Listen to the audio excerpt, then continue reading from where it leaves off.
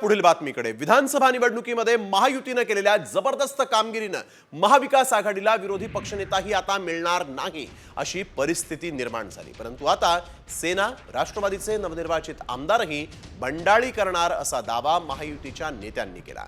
पाहुयात राज्यात पुन्हा होणार का बंडाळी। ठाकरे पवारांचा पक्ष पुन्हा फुटणार?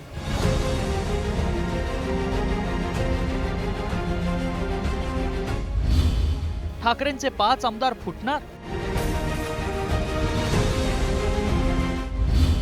पवारांच्या राष्ट्रवादीतही अस्वस्थता।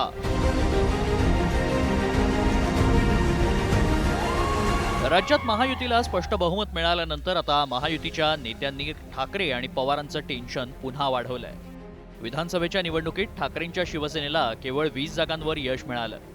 पवारांच्या राष्ट्रवादीला केवळ 10 जागा राखता आल्या।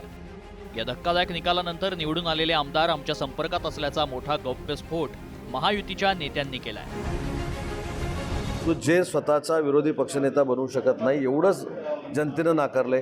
तरी सारखे सारखे आम्हाला सल्ला देऊ नये, स्वतःचं आत्मचिंतन करावं, नाही तर उरले सुरलेले देखील शिंदे साहेबांबरोबर आहेत। कालपासूनच ही प्रक्रिया सुरू झालेली आहे, निकाल लागल्यानंतर ही प्रक्रिया सुरू झालेली आहे। म्हणून सांगितलं की जास्त जेवढं बोलाल तेवढे शिंदे साहेबांना ताकद मिळेल। त्यामुळे थोडे दिवस तरी काहीतरी 20-21 जे आले ते तुमच्याकडे राहू दे, आता सगळेच्या सगळे इकडे येण्याच्या मार्गावर आहेत। अस्वस्थता त्यांच्यामध्ये जी निर्माण झालेली आहे त्यातही आमचे काही मित्र आहेत, त्यांचे फोन झाले, एकमेकाला आम्ही अभिनंदन केलं काही लोकांना।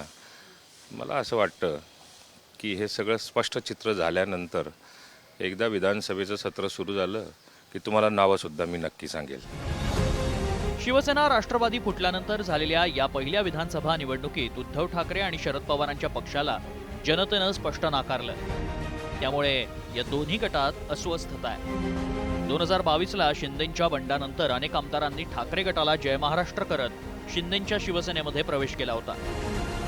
तेव्हा आता राजकीय ओळख आणि अस्तित्व टिकवण्यासाठी निवडून आलेल्या आमदारांना टिकवून ठेवण्याची कसोटी दोन्ही नेतृत्वांची आहे। कारण पालिका निवडणुकीच्या तोंडावर जर पुन्हा ठाकरे आणि पवारांच्या आमदारांनी बंडाळी केली तर ठाकरे गट आणि पवारांच्या राष्ट्रवादीच्या अस्तित्वावरच प्रश्नचिन्ह निर्माण होणार आहे। ब्युरो रिपोर्ट, साम टीव्ही न्यूज।